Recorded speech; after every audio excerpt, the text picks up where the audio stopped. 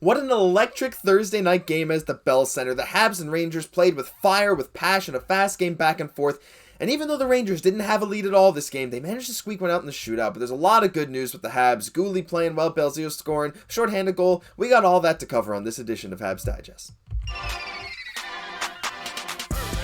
Hello, bonjour, ahoy, and welcome to today's game reaction edition of Habs Digest. I'm your host, Josh Gosse, alongside my co-host, Jesse Poirier. And a reminder before we get into the video to subscribe to the channel. Every video I remind you, but every video we get some new subscribers, people who haven't hit that button yet. So if you're one of them that hasn't hit that button yet, do it now. Help us hit 5K before the end of the season. We'd really appreciate it.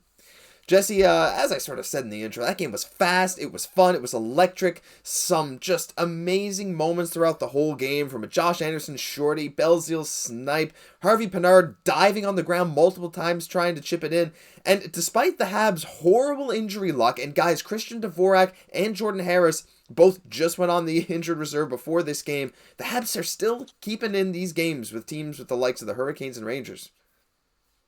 It's amazing to see, and we're building up a pattern now of playing a very good hockey. And we're not getting rewarded with the W's yet with a very injury-depleted team, but believe me, the victories will come if we keep playing like this.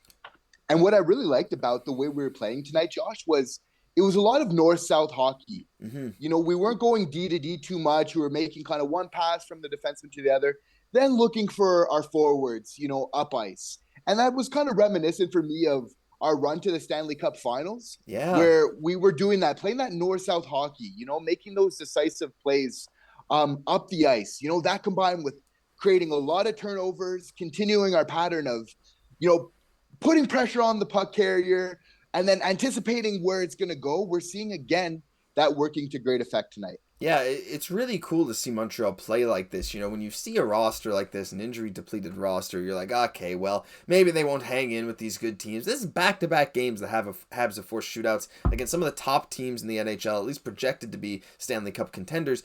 But you're very right on that north-south game. The speed that the Habs played with tonight is something that we've rarely seen all season, but it helps when, to fill in the gaps of forward, you call up Anthony Richard, who we know is a speed demon. Denis Gurianov looks like maybe the fastest player on the team. Those guys, plus Drouin's stick handling, able to get into the offensive zone, and Mike Matheson continuing to play amazingly. He was all over the puck tonight. By the way, side note, 31 minutes and 57 seconds for Mike Matheson tonight. That's the most by any NHL player this season, not named Cale Makar, Thomas Chabot, Alex Pietrangelo, and who's the fourth one that I had here? Erik Karlsson. So that is crazy. That is the most, other than those players.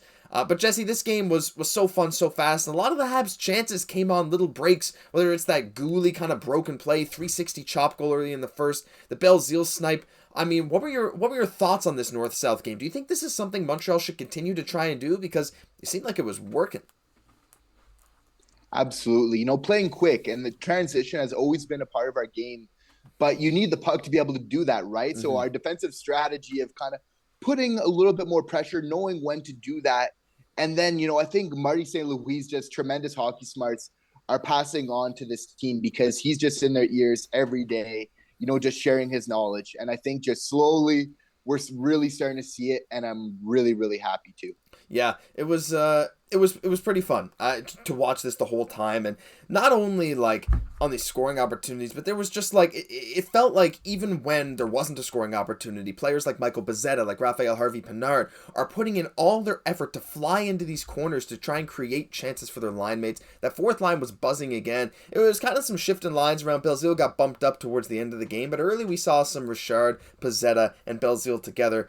But Jesse, I wanted to talk about Belzile for a minute. This is his third straight game with a goal for Montreal. The goal today, phenomenal snipe near the end of the first period, coming in a 2-on-1 with Anthony Richard. Says, you know what, no, I'm going to shoot it short side right over the shoulder of Shesterkin. He leads all Habs forwards this season in points per 60 minutes. How impressed have you been with him? And also, it was pretty cool to see him get that final shot in the shootout attempt.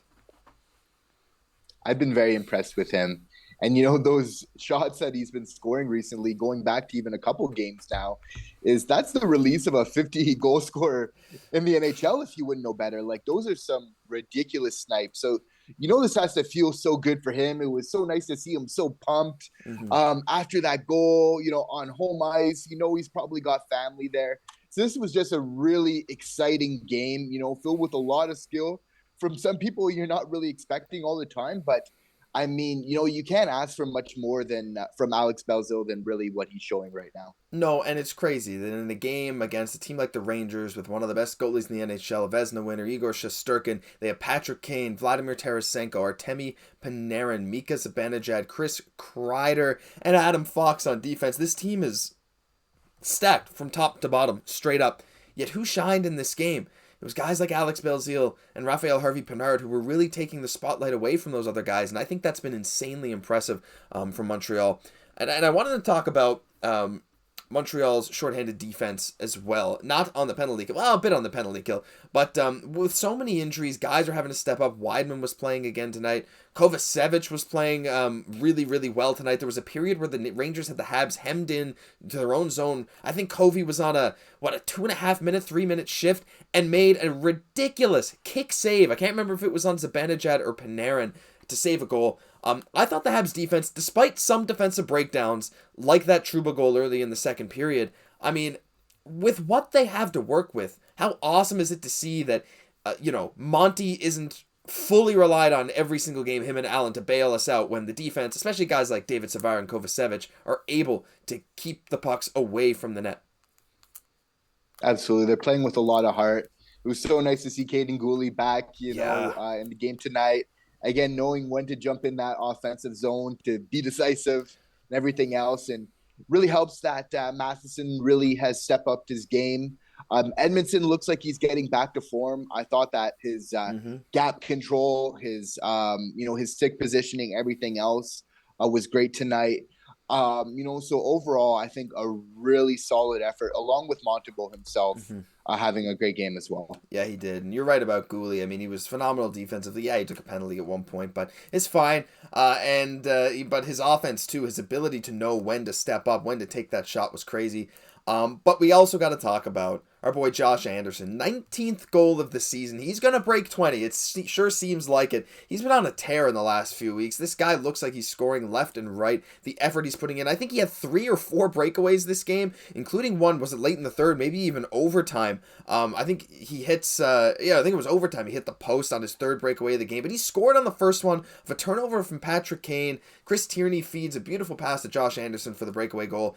Jesse, that's his second shorthanded goal as a Hab, 4th of his career. Not something you've seen a lot from Montreal this season, but it speaks to the energy of the team, but also Josh Anderson's ability to fly up the ice. What is going on with him? What has changed in the last little while? Because this guy is like, I don't know if it's an effort thing. Maybe he heard his name in trade talks, but he's really impressing me as of late. I think he's always been capable of this. And I think that he is going to score 25 goals this year. Wow. I think he's got enough time. Yeah, absolutely. And that's it. We take back all of our trade talk about you, Josh Anderson.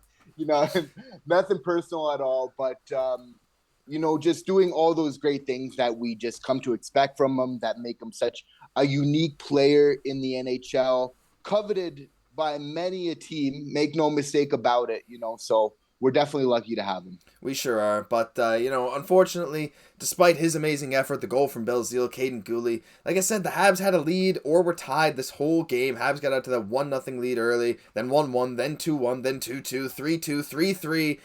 But ultimately, it went to the shootout, and the guys that the Habs rely on, Rem Pitlick couldn't get it done, missed the net. Suzuki thought a bit too much. His first shootout miss of the season, got stoned by Shesterkin. And unfortunately, even though Belzile got the opportunity, the Habs still end up at the end of this game on Team Tank. Another loss in the loss column, but it's 1 point in the standings. I think the Habs are now 6th worst in the NHL. Jesse, I will talk a bit about the shootout. I get sending the guys like Pitlick and Belzile up. That's only Pitlick's 3rd shootout attempt of the season. I love Rem Pitlick, I know. But it's like, do you think Marty, to some extent, is thinking like, I mean, clearly he kind of wants to win with Suzuki, but you got to wonder, like, it's most of a feel-good thing, right, in that Belzile case. I mean, he scored, though. He proved it. I don't know. Am I crazy, or do you think they're just kind of like, let's give the guy a good moment? Because at the end of the day, this game really doesn't mean that much for the Montreal Canadiens. Well, we've seen that Belzile can shoot it. He can. So he definitely had a spot being there. He's hot that game. He's on a little bit of a streak right now. So I definitely get putting him in for the shootout. Pitlick is maybe a little bit more of the one I question, even though he has been having a great couple of games of late, maybe not always translating onto the scoreboard, but still playing great. You maybe want to look for one of your a little bit more established guys maybe in that position, but, we're going to trust Marty St. Louis' thought process on that and everything else. Really close at the end. I think it just comes down to arguably the best goalie in the NHL in Shesterkin just really getting the better of us on that duel there to an otherwise very close, very well played game from the Montreal Canadiens. Yeah, and I thought for sure Montreal had it in overtime. They had a full minute and a half to end overtime on the power play. Plenty of amazing chances, a post here and there. Shesterkin making some really good saves. At the end of the day, the Habs couldn't come out with the win, but that's okay because it was another impressive game, a fun game to watch for all you guys who watched it. Always exciting to see teams play fast and close games down to the wire. 3-on-3 overtime into shootout. I'm still not fully sold on, the fun factor of that, but regardless, I think it was a good game, and I hope you guys enjoyed it too. But that'll do it for this game reaction edition of Habs Digest. If you enjoyed, leave a like, comment, subscribe to the channel. Help us hit 5K subs by the end of the season. I'm sure we can hit that goal. We might hit it before the end of the season, but we need your guys' help, so if you haven't hit that button, hit it now. I'm Josh Goss for my co-host, Jesse Poirier. We'll catch you in the next one.